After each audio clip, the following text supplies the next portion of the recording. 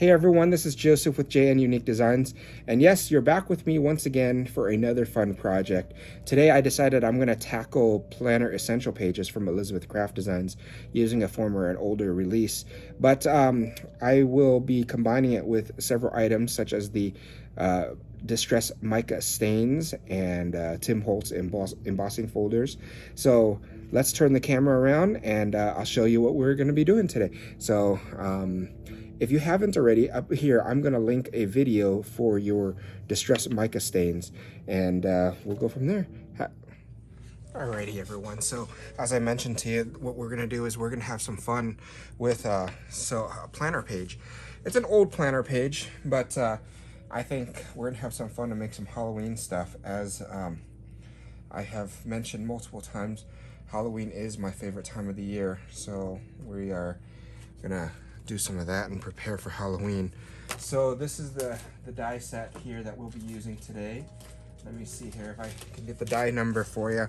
It's going to be Planner Essential 45, number 1912, which includes all of this, including the pages and all the inserts for the candles that I've already pre-created here. So let me bring those pieces out so that we have them ready.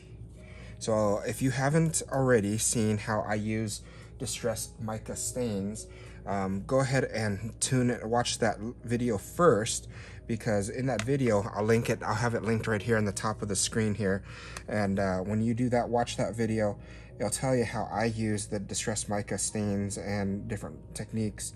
There's so many different ways to use Distress Mica, so it's not, there's not only one way of doing it. I'm using Copic to color in the wicks here. I'm using flickering candles here in a little bit just to color in this piece here. I'm going to be putting a little bit onto this, and I'm going to paint it with the straw end, or the pipe end, because I don't have enough left in this bottle to spray, so hence I'm doing it this way. So it's the way that it's set up is if it gets too low, I can't spray anymore, obviously, because the pipe is bent and curled one way or another. So what I'm doing is I'm just coloring this in, giving it a little bit of color. And there's a couple of things that you can use. You can use Elizabeth Craft Designs fine tweezers. And again, the reason why I have a blue one is because this was an old, very old release prior to the current one, which is pink. So if you're looking for that, you'll only be able to find the pink right now. I'm gonna get my some Clorox wipes here.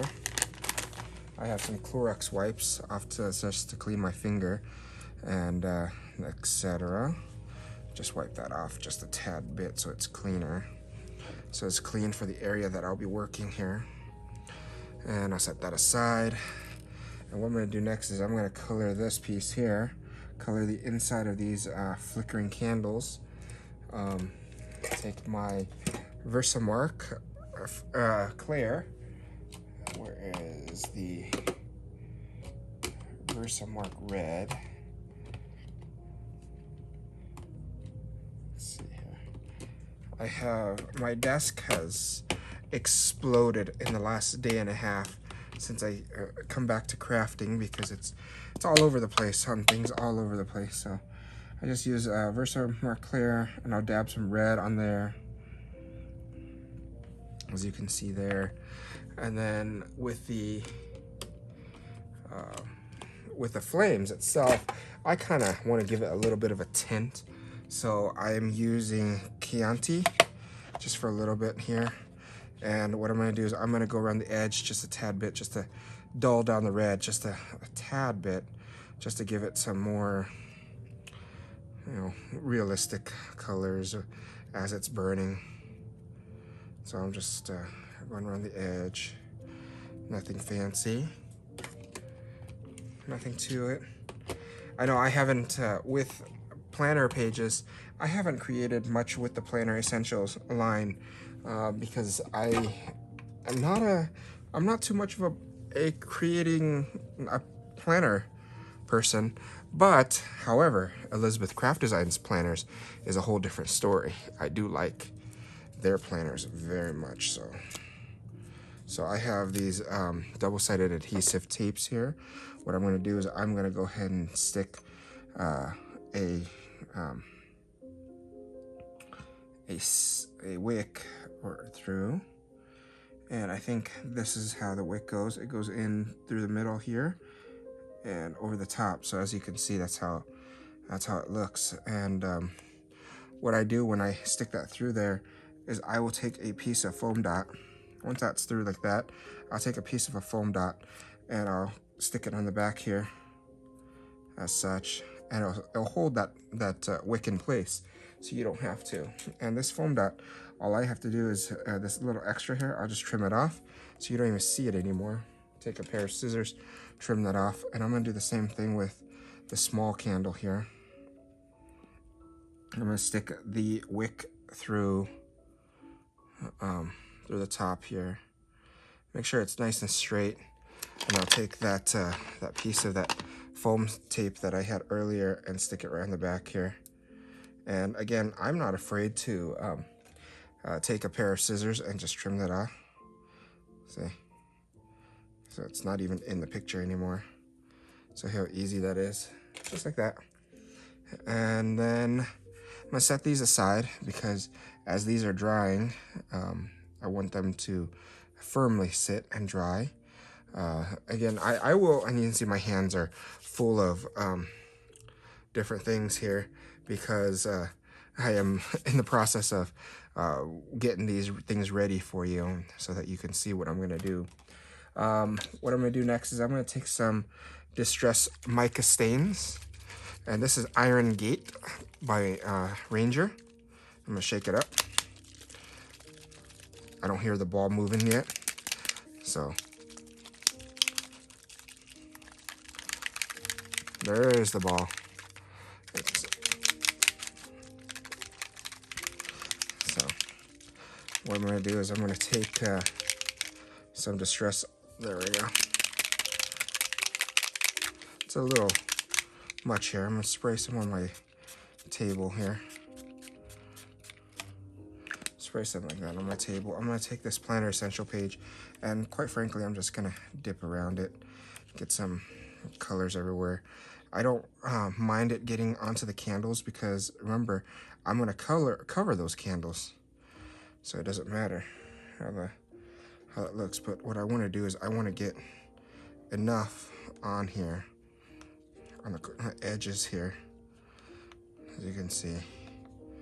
Get some colors on here.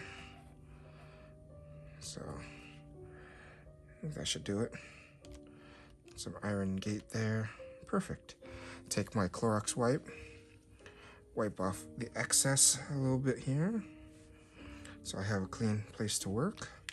Set that down, and I will mute.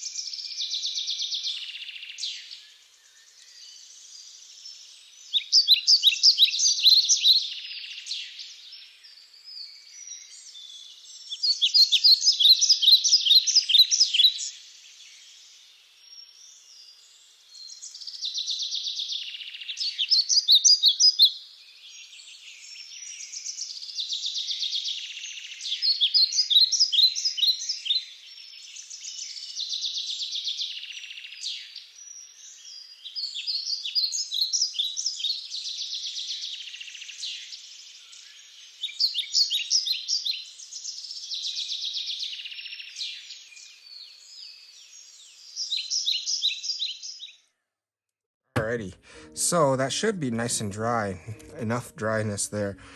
Continue to wipe off what I have there in excess so that it doesn't stick on, it doesn't stain my other pieces. I'm gonna set this off to the side, and then I'm gonna pull in some Distress Oxides sprays. This one I'm gonna pull Vintage Photo and Fossilized Amber. This is just the Oxide sprays itself. And We're gonna play with some embossing folders from Tim Holtz now, and I'm gonna spray a little bit of yellow there, like that. And then I'm gonna spray some vintage photos in there, just like that. And I'm gonna take a piece of soft finish cardstock here that I've already cut. It's 8 1/4 by 4 1/4, 8 1/4 length by 4 1/4. And what I'm gonna do is I'm just gonna dip it right into the paint here and get some color in there, as you can see, just to mix it up. And if it needs more water, I'll add a little bit more water so it picks up more. I always have, when you're working with distress oxides and mica stains, I always have a bottle of water sitting next to me, just because it gets the color moving along. So there's that. I think that will do. I'll get my little wipe here and clean off my mat. So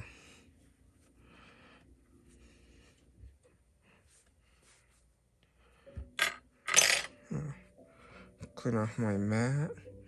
I'll even take a paper towel that I have next to me. I have a whole entire stack of paper towel now. I prepared this time compared to last time I did this. I didn't have unprepared. So there we go. I'll do that. I'll stick that right in the middle there so I can continue to use that piece. And then what I'll do is I'm going to take my heat gun and I'm going to make this extreme.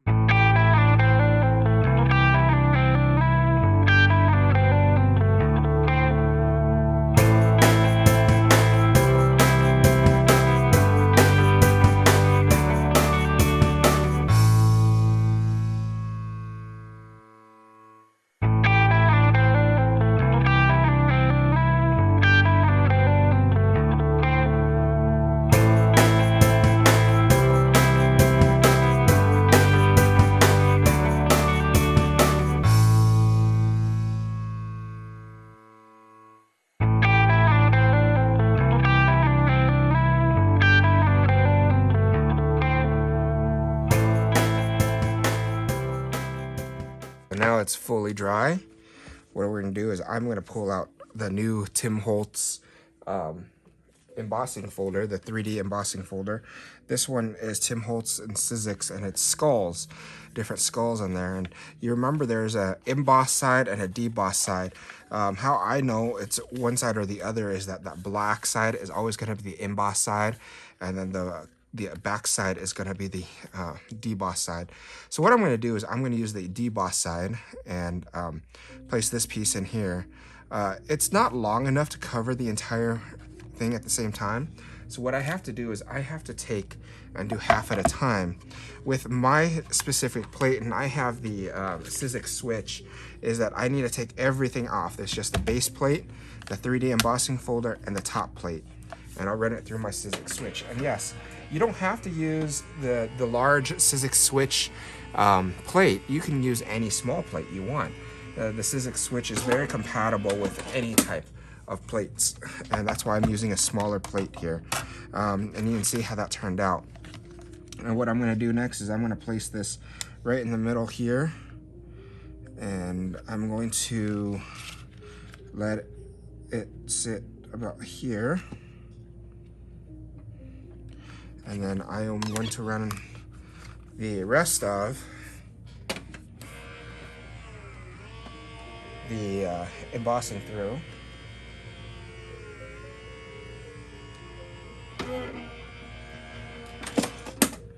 Pull that through, and that should do it.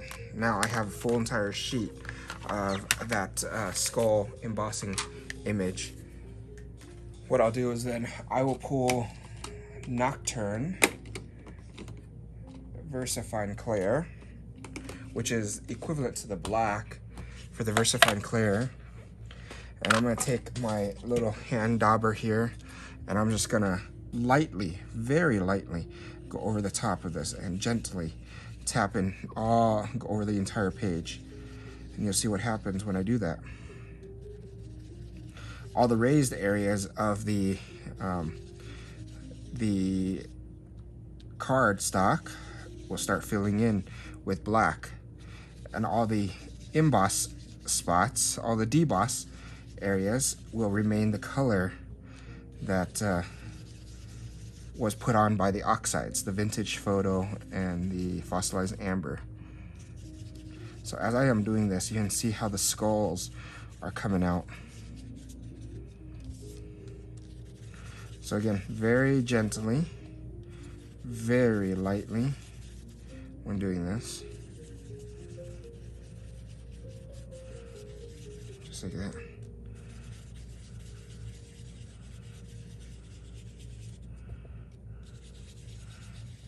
Very lightly.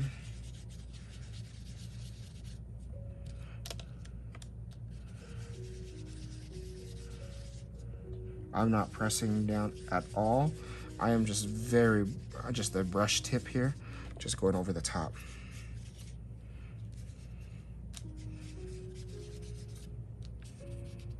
There we go. Look how cool that looks. How cool that project. Look how neat that looks now. See? Looks very neat, doesn't it? And then what I'm gonna do is I'm gonna take Elizabeth Craft Design's thinnest double-sided adhesive, which is, this is the very thin one, the thin roll, wipe off that, and I'm gonna place it all the way around the edge here of this.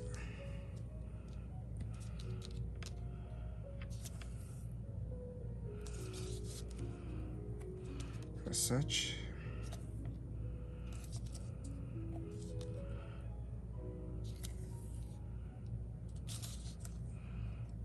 I'll do that. And on the back of that candle here, I know for a fact that the candle itself is going to be it being covered by that skull. So I'm gonna go ahead and just help it out by placing, this is the 6mm, no, the 3mm double-sided adhesive in there. Just gonna place some just right in there so that since we know for a fact it's going to stick there. I'm gonna take my fine tweezers, help me to peel off this release sheet.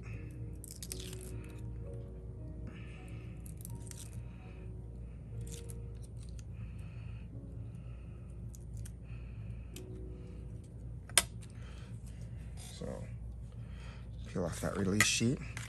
Peel off this release sheet from the skull embossing page. As such.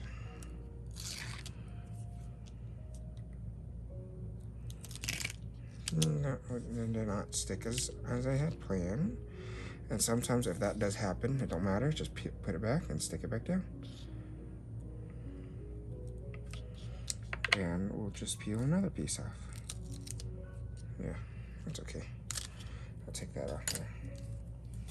Alrighty, so the skull itself, I want facing upwards. So what I'm gonna do is, if I know that's the case, I'm gonna go ahead and flip this over and I'm going to line it up as such. I'm gonna line it up right close to the edge here, close enough to the holes here, but not covering the holes. And then I'll press down gently so that the embossing doesn't go away. There's that for you. Look how cool that page looks now. And then what I'll do is I'll take some glue, and this is my Line Code Neutral pH glue. You can use any type of glue you want. I just happen to have this glue on hand. And I'll just glue that down here. Right on spot. Like that. Glue this right down on spot.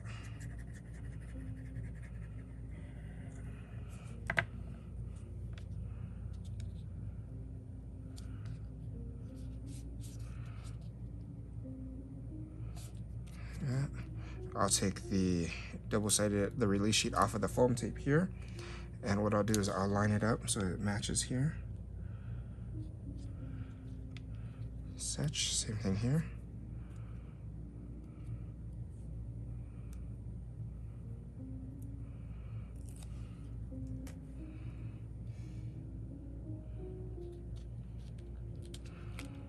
that. And then I'll take some foam dots, another type of foam dots here that I have from my stash, and I'll add that to my flames. And this particular foam dot is, I believe, might be Stampin' Ups. I'm not sure exactly. I just have some in my stash, and they're just very good quality. They're thin enough and they're very good quality. So, and I'm just using the border because I like the center dots for other projects, and most of the time I try not to throw away pieces that I have left over, so that's what I'm doing with that. I'm taking the flame, placing it right in the middle here, like that, and press down. Same thing with this piece. Just take it right here, stick it right in the middle, place it down, stick some glue on the back of that red piece there. And what I do is I stick it on top of the wick itself and then hold it there for a couple seconds until the glue adheres. And once the glue adheres, you can let go. That way it just looks like it's attached together. This is how I do it. You don't have to do it this way. You can put it underneath and so you can see the flame if you want.